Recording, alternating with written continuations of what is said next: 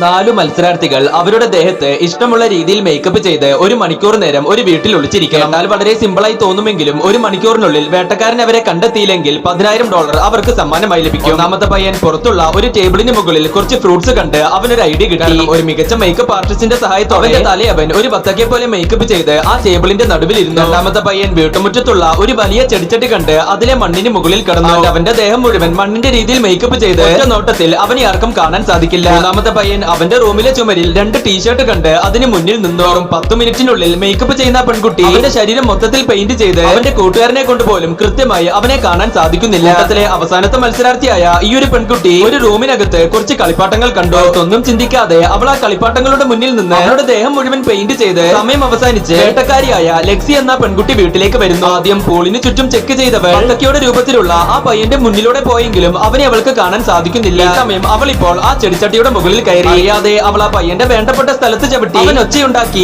അവൾ ആദ്യം ആ പയ്യനെ പൊക്കി. പക്ഷേ തൊട്ടടുത്ത നിമിഷം അവൾ വീട്ടിനകത്തേക്ക് ചെന്നതും അവൾ ആ കളിപ്പാട്ടങ്ങൾക്ക് മുന്നിലുള്ള ആ പെൺകുട്ടിയെ കണ്ടു. രണ്ടുപേരെ പൊക്കിയ പെൺകുട്ടി മറ്റുള്ളവരും വീട്ടിനകത്താണെന്ന് ഉറപ്പിച്ച് അടുത്ത റൂമിലേക്ക് ചെന്നതും അവൾ ആ 2 ടീഷർട്ട് കാണുന്നു. അതിൽ എന്തോ പുറത്തേക്ക് തള്ളി നിൽക്കുന്നത് കണ്ട് അടുത്തേക്ക് ചെന്ന് ആ പയ്യനെയും പൊക്കി. 5 മിനിറ്റ് ബാക്കി നിൽക്കെ ആ തണ്ണിമത്തന്റെ രൂപത്തിലുള്ള പയ്യനെ മാത്രമേ അവൾക്ക് ഇനി കണ്ടെത്താനുള്ളൂ. പക്ഷേ കൃത്യം 1 മണിക്കൂർ തികയുന്നതിന് സെക്കൻഡുകൾക്ക് മുൻപ് അവൾ ആ ടേബിളിന്റെ അടുത്തേക്ക് ചെന്ന് അതിനകത്തുള്ള ആ പയ്യനെയും പൊക്കുന്നു. അങ്ങനെ ഈ മത്സരത്തിൽ ആ വേട്ടക്കാരിയായ പെൺകുട്ടി വിജയിച്ച് അവൾക്ക് ആ സമ്മാനം കിട്ടുന്നു.